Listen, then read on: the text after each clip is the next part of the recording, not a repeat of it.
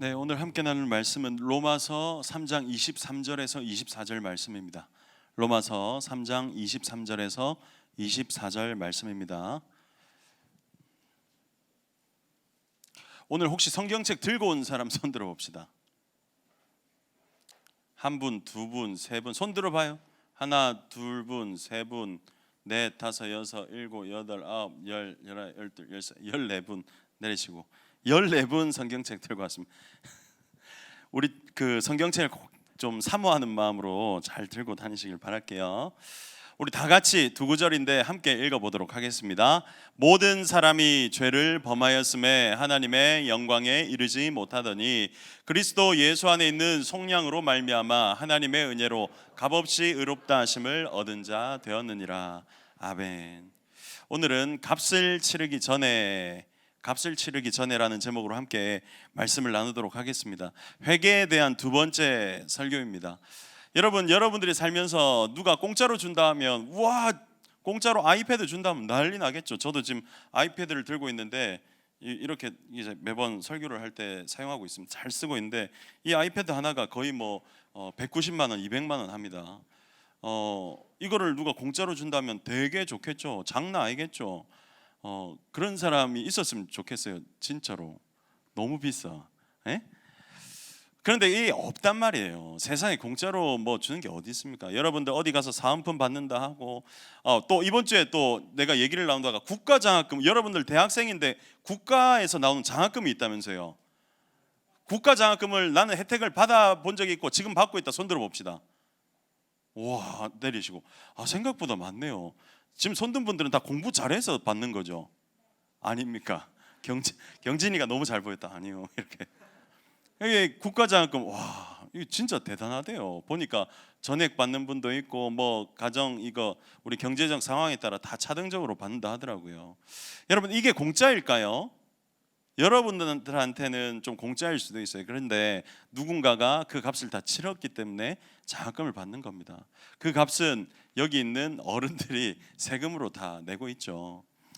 세상에 공짜가 없습니다. 세상에 공짜가 없고, 공짜가 있다면 그걸 받는 사람이 땡 잡은 거고 현명한 거예요. 근데 오늘 말씀에 보면 인생에 대한 하나님의 그 말씀이 뭐라고 하고 있냐면 이렇게 나옵니다. 모든 사람이 다 죄를 범하였음에 하나님의 영광에 이르지 못했다. 쉽게 말해서 여러분과 저 중에 한 사람도 죄인이 아닌 인간이 없다. 아유, 인간아, 다 죄인이다 라는 겁니다. 여러분들과 저 중에 죄인 아닌 사람이 없고, 여러분들 나는 그래도 목사님, 저는 여태까지 경찰서 한번 왔다 갔다 안 한, 저는 꽤 깔끔합니다. 저는 전과도 없습니다. 전과 나도 없습니다. 전과 저도 없어요. 여기서 말하는 죄는 단지 도덕적인 죄, 법을 어긴 죄를 말하는 게 아니에요. 성경에 보면 하나님께서 네 마음에 음욕을 품었으면 이미 너는 간음하였다. 네 마음의 형제를 향해서 바보라 했다. 그러면 이미 너는 지옥에 떨어질 것이다. 네 마음에 누군가를 저 진짜 지기 빌라마 이렇게 했으면 이미 너는 살인하였다. 성경에서는 죄를 그렇게 말하고 있습니다. 우리가 아는 죄로 죄인이다 아니다 판단하는 게 아니라 하나님의 말씀에 하나님께서 무엇이 죄인가를 알려주실 때 그것을 거울 삼아 우리를 한번 보십시오. 우리 중에 죄인이 아닌 사람이 있는지 없는지. 사실은 말씀에 나오기까지 거기까지 갈 필요도 없죠. 저도 이번 주에 세례문답을 많이 했습니다. 세례문답을 하면서도 제 자신을 돌이켜 봤어요. 이번 주에도 저는 여전히 말다툼을 했습니다. 여보, 이거 왜 이렇죠? 하면, 예? 아니, 이게 왜 이러냐고. 이래 되면 이제 시작되는 거예요. 왜 이러냐고. 요것부터, 이 말투부터 시작되는 겁니다. 여러분, 싸움, 관계의 갈라짐, 그건 있잖아요. 어떤 큰일 때문에 일어나는 게 아니에요. 안 그렇습니까? 여러분들 잘 생각해 보세요. 우리 안에도 여러분들 좀 서먹서먹한 사람 있을 수도 있어요. 아니면 싸웠거나 그랬거나. 자, 보세요. 어디서부터 시작됐던가요? 그 사람이 여러분을 독살하려고 테러 계획을 세워서 그렇게 관계가 깨졌나요? 아닙니다. 말투 하나, 표정 하나. 이거 뭔데? 야, 그것도 모르나? 됐다, 해라. 이거부터 시작되는 거예요. 예를 들면 그래요. 저도 그럴 수도 있어요. 저는 아무래도 다수한테 얘기를 하는 사람이니까 저한테 서운한 사람도 있을 수도 있습니다. 항상 그것 때문에 저도 좀 민감해요. 저도 아까 내가 그렇게 얘기했는데 좀 그랬을라나? 그렇다고 해서 막 매번 전해서 혹시 아까 내가 12시 35분에 내가 그렇게 얘기했는데 혹시 좀 서운했나요? 아닙니다. 다행입니다. 아까 그랬는데 별로 안 서운했죠? 아니요. 이제 알았어요. 그럴 수도 있어요. 관계 끊어짐, 뭐 어떤 서로 간의 뭐 어떤 그런 안 좋은 일들은 큰 것에서부터 시작되는 게 아니에요. 성경에서 말하는 죄악이 얼마나 그럼 심각한지 아시겠어요? 우리가 아는 잘못한 것, 죄도 이렇게 큰데 이렇게 하나하나 잡아내면 다 죄인인데 성경에서 말하는 그 죄에 대해서 우리가 적용해 보면 우리가 얼마나 완벽하게 머리끝부터 발끝까지 하나도 어김없이 다 타락한 존재인지 아시겠습니까? 그런데 한 사람이 아니라 모든 인류가 다 죄를 범하였음에 하나님의 영광에 이르지 못했다라고 말하는 거예요. 그렇기 때문에 그럼 이렇게 우리가 생각할 수 있어요. 목사님 그러면 지금 혹시 말씀을 전하시는 목사님이나 나나 똑같은데 괜찮으시겠어요? 이렇게 생각할 수 있겠잖아요. 목사님 괜찮으시겠어요? 목사님은 내랑 똑같잖아요. 동급인데 죄인 오케이? 모든 사람이 다 죄인인데 중요한 것은 그 죄가 거기서 끝나는 게 아니라 죽음으로 이어진다는 거고 그 죽음 뒤에 심판이 있다는 거예요. 만약에 죽음이 없고 심판이 없으면 아까 우리 담임 목사님 말씀처럼 목사 될 필요가 없어요. 뭐 한다고 여기 와서 남의 눈치 보면서 이렇게 할 겁니까? 눈 떠라. 아시겠어요? 뭐 한다고 눈치 볼 거면 죄가 다 똑같은데 죽음도 없고 뭐 심판도 없으면 뭐 한다고 내가 여기서 이렇게 하겠어요? 감사합니다. 눈 뜨세요. 자고 있는 친구들. 안 그렇습니까? 모든 사람이 다 죄인인데 거기까지 똑같은데 뭐 때문에 우리가 이 죄에 대해서 회개를 해야 되는가? 죄에 대해서 내가 죄인인 것을 알고 회개해야 되는가?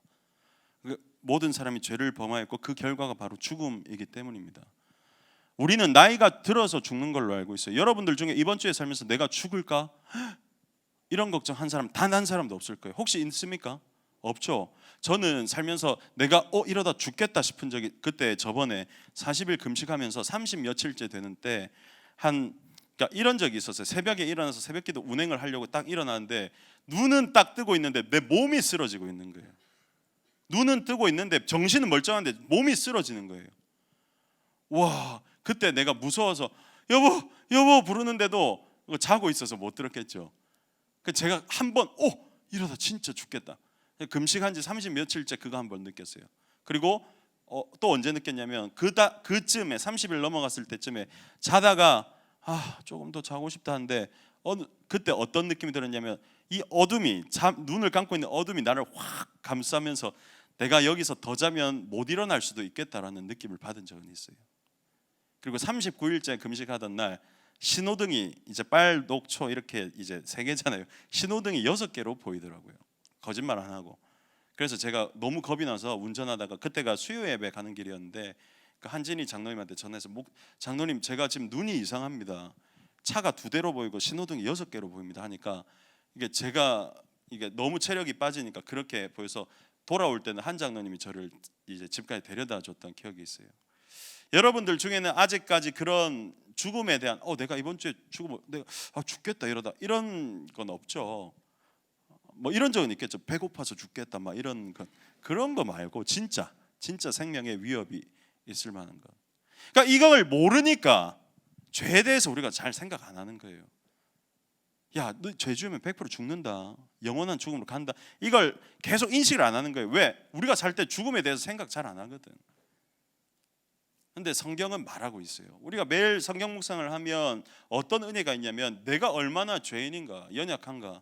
그러니까 말씀을 안 읽으니까 말씀에서 인간에 대해서 사람에 대해서 뭐라 하는지 모르는 겁니다. 그래서 자꾸 말씀 묵상을 하고 하나님이 여러분들에게 뭐라고 말씀하시는지, 그래서 우리가 받은 은혜는 뭔지 그걸 알라는 거예요. 그렇게 해야 여러분 감사가 기쁨이 회복되는 겁니다. 자, 우리 24절 한번 볼까요? 24절입니다. 그리스도 예수 안에 있는 속량으로 말미암아 예수님께서 우리의 그 죄의 값을 다 치러주신 겁니다. 죄에 대한 값을 치르는, 분명히 100% 값을 치러야 돼요. 여러분들 중에 아까 내 초반에 말했죠, 세상에 공짜 없다는 거. 하나님께서는 그 죄에 대해서 100% 물으십니다. 그러니까 다시 한번 제가 말씀드릴게요. 여러분들 중에 자꾸 죄를 짓는데 회개도 없고 그냥 아무 일 없으니까 그냥 지나쳐 온 사람이 있다면 빨리 회복하세요. 기도하시면서 하나님 앞에 회개하셔야 됩니다. 자꾸 그렇게 죄를 짓다가 보면 그 죄가 눈덩이처럼 불어나고 더 이상 돌이킬 수 없을 정도로 이제는 내가 외면해 버리는 거예요. 하나님께 회개해야 되는 것, 하나님께 나아가야 되는 걸 외면할 정도로. 왜? 양심이 있으니까 그걸 아는 거죠. 그걸 알면서도 이제 더 이상 다가갈 수 없으니까 외면한다니까요. 그런데 왜 우리는 이걸 알아야 되냐면 반드시 그 죄에 대한 값은 치르게 되어 있습니다. 왜 이렇게 분위기를 차면서 얘기한 줄 아세요? 우리가 그걸 까먹고 살거든요. 세상에 공짜 없습니다. 하나님께서는 예수님을 통해서 이미 우리에 대한 죄의 값을 다 치르셨습니다. 여러분들한테 아이패드보다 훨씬 더 비교할 수도 없는, 애플을 통째로 사도, 아니 이 세상에 있는 모든 것을 통째로 사도 모자랄 만큼의 그 값을, 죄의 값을 다 치러 주셨어요. 우리는 그걸 믿고 여기에 앉아서 예배를 드리는 거죠. 그런데 우리가 연약하여 때로는 죄를 짓습니다. 음란의 죄, 말로 죄, 표정으로 뭐 상대방을, 그리고 아무도 모르는 내 스스로 혼자만의 죄를, 컴퓨터를 켜놓거나 스마트폰을 보면서 죄를 짓기도 하고요. 그럴 때가 있어요. 민감하게 반응하셔야 돼요. 거룩하지 않고 경건하지 않으면 우리를 통해서 하나님이 어떤 일을 하시겠습니까? 여러분, 추수할 것은 많되 일꾼이 없다, 이런 말을 들으면 어떤 느낌이 들어요? 아니, 예수님께서 십자가에 못 박혀 죽으시고 그 모든 인류를 위해 이렇게 하셨는데 제대로 된 일꾼이 한 명 없다, 모이는 사람은 많은데 제대로 믿는 사람이 없다면 하나님께서 얼마나 마음이 아프시겠어요? 제가 제일 고민인 게 뭔지 아세요? 내가 지금 이 정도로 10년을 지난다면 나는 어떻게 살아가야 될까? 내가 10년이 지나도 지금 이 정도로 말씀을 전하고 하면 나는 과연 목사 이걸 할 수 있을까? 물론 하나님의 은혜로 부르심을 받고 하지만 굉장히 겁이 나요. 겁이 나. 말씀을 전하는데 3,000명이 믿었던 역사가 있고, 말씀을 전하는데 사람이 났고, 말씀을 전하는데 예수님을 단번에 믿는 역사가 성경에 있는데 나한테는 없어. 성경이 잘못된 게 아니라 내가 잘못된 거면 내가 과연 이 길을 갈 수 있을까? 이번 주에 그런 생각이 많이 들더라고요. 세례문답을 하는데 저 별의 별분 많이 만났어요. 세례문답 하러 갔는데 술을 많이 드셨더라고요. 그 내가, 아버님 오늘 세례문답인데 한 잔이 아니라 한 3병 하셨네요. 그런데 저는 세례문답을 했습니다. 왜 했는 줄 아세요? 그분이 취해도, 여러분들이 만약에 술을 먹어서 취했을 때 나 하나님 안 믿어요, 그럴 것 같으면 하나님 안 믿는 사람이에요. 취해도 나는 이분이 믿음의 고백을 할 수 있어야 진짜 믿는 사람이라고 생각했기 때문에 두 손을 꼭 잡고 얘기를 했습니다. 왜 두 손을 꼭 잡았냐면 자꾸 막 움직이시더라고요. 목사님 제가 할 말인데 말은 나중에 하시고요. 근데 내가 소년보 목사님의 내가 지난주에 내가 목사님, 예? 당당하게 살아라, 예? 네, 다 기억납니다. 아버님 저도 기억납니다. 그래요. 참 목사님 제가 잘 되겠습니다. 근데 내가 와 진짜 이랬어. 거짓말 하나도 안 하고 내가 그 너희 서장이랑 다 했어, 이거랑 비슷하더라고요. 와 진짜 이건 진짜 뭐 예외가 없어요. 술 먹으면 진짜 단순해집니다. 자꾸 단순 반복, 구간 반복 이렇게 하더라고요. 그래도 했습니다. 별의별 사람 많이 만났어요. 그런데 내가 그걸 보면서 이런 분들도 구원 받아야 되는데, 이런 상태에서도 예수님을 믿는다고 해야 진짜 믿음일 건데, 내가 전하는 복음이 이분에게 그런 도움이 되고 능력이 될까? 우리 아내한테 물어보세요. 월요일에 저녁에 10시에 독서실 전화해가지고 한 달 얼마예요? 그거 물어보고 앉아 있었어요. 내가 이제 40이 넘었는데 지금 이 정도로 말씀을 전하고 하면 과연 내가 나중에 나를 통해서 한 명이라도 믿을 수 있을까? 목사의 그 사명, 목사의 그 정체성이 복음을 전하는 거고, 그 복음은 분명히 누군가에게는 능력이 되어야 된다 했는데, 나한테는 나를 통해서 하나님 그렇게 능력 있는 복음을 선포하게 하실까? 공부를 해야겠구나. 영어를 공부하고 또 뭐 음악도 해야 될 거고. 왜 음악을 해야 되면 목사의 직무 중에 음악을 가르치는 일이 헌법에 나와 있습니다. 그래서 그러는 거예요. 우리 고신교단 헌법에 보면 목사의 직무에서 7가지 정도가 나오는데 그 중에 말씀을 가르치는 일, 찬양, 음악을 가르치는 일이 다 있어요. 그래서 노래 못 부르는 목사님들이나 음악을 모르는 목사님들은 직무유기입니다, 법적으로는. 근데 우리는 그걸 잘 안 하죠. 저는 거기에 대해서 민감하게 생각해요. 그 말씀을 가르치는 것 이전에 내가 말씀대로 살아가고 있는가, 거기에 대해서도 참 많은 고민이 있어요. 내 친구 중에는 목회를 하다가 그만둔 친구 2친구가 있어요. 한 명은 월드비전이라는 곳에서 그 활동하고 있어요. 원래 강도사까지 하다가 목사 안수를 안 받고 그만뒀더라고요. 그 친구를 만나서 물어봤습니다.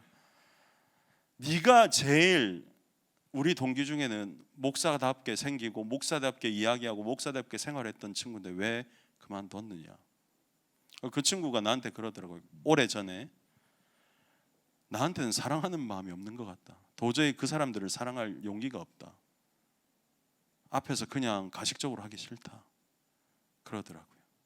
제가 알기로는 월드비전에서 굉장히 잘 나가고 있는 걸로 알고 있어요. 뭐 좋은 차도 사고 그렇게 살더라고요. 그거에 대해서 존중합니다. 또 한 친구는 또 안 하고 또 다른 일을 하고 있어요. 아까 말했던 월드비전 그 친구는 중학교 때 맨날 엎드려서 빠따 맞는 친구였어요. 거의 잘 나가는, 담배 피고 담배도 먼저 하고 또 술도 먼저 하고 또 싸움도 먼저 하고 또 예수님도 회개도 먼저 했던, 그런 뭐든지 먼저 했던 친구인데 먼저 다 나가더라고요. 제가 존경했던 친구예요. 친구지만 내 스스로를 돌아볼 때 나는 어떨까? 그런 마음이 많이 들어요. 여러분은 어떻습니까? 여러분은 어때요? 여러분 스스로는 하나님을 믿는 그 믿음이 온전하게 잘 자리 잡혀 있나요? 하나님을 믿는 것이 여러분들의 삶 가운데 현실적으로 드러나고 있습니까? 믿음은 바라는 것들의 증거다, 보이지 않는 것들의 실상이라고 했는데, 여러분들이 믿는 그 믿음이, 여러분들이 붙들고 있는 그 말씀이 여러분들의 삶 가운데서 드러나고 있습니까? 드러나지 않다면 분명히 어떤 죄에 대한 문제, 어떤 회개하지 않는, 온전히 돌이키지 않는 우리의 모습 때문에 그러는 걸 겁니다. 믿는 사람의 첫 번째는 회개입니다. 회개가 그냥 잘못한 걸 용서해 주세요 이게 아니라 삶을 돌이키는 게 회개입니다. 목사들이 제일 힘든 게 뭔지 아세요? 삶이 돌이키지 않아서 힘든 겁니다. 말씀은 이렇게 전하는데 내 삶 가운데는 그렇지 못하는 모습. 그래서 더 애쓰는 거예요. 내가 조금 더 말씀대로 살려고 애써야지. 다를 거 없습니다. 성도들도 그렇게 살지 않으면 아마 여러분들 속에 고뇌할 겁니다. 내가 이렇게 믿는 건지 안 믿는 건지, 습관적으로 교회 나가는 건지, 아니면 엄마 따라 교회 나가는 건지, 누굴 위해서 교회 나가는 그런 신앙, 그런 종교 생활밖에 안 될 가능성이 높아요. 그런데 예수님께서는 그런 여러분과 저를 위해서 예수님을 십자가에 못 박히심으로 그 죄를 단번에 다 해결했고, 더 이상 값을 치를 필요가 없으니 너희는 나를 믿고 따르기만 해라 라고 말씀하셨는데, 우리가 회개하지 못해서 그 은혜를 누리지 못할 때가 있습니다. 여러분들은 세례받고 믿는 여러분들은 다 천국에 갈 것입니다. 하지만 여러분들이 믿음대로 살아야 그 은혜를 누릴 수 있다는 겁니다. 교회를 다니면서도 여러분들이 죽기 직전, 눈을 감기 전까지 하나님 나를 구원해 주시겠죠, 내가 이래 살았는데 내가 내가 천국 갈 자격이나 됩니까? 이런 분들 많다니까요. 이런 분들 정말 많아요. 정말 많습니다. 그러면 안 되겠죠. 여러분들이 이 땅 가운데 살 때에 우리가 그냥 죽고 나서 천국을 누리는 게 아니라 그 주 예수와 동행하니 그 어디나 하늘나라.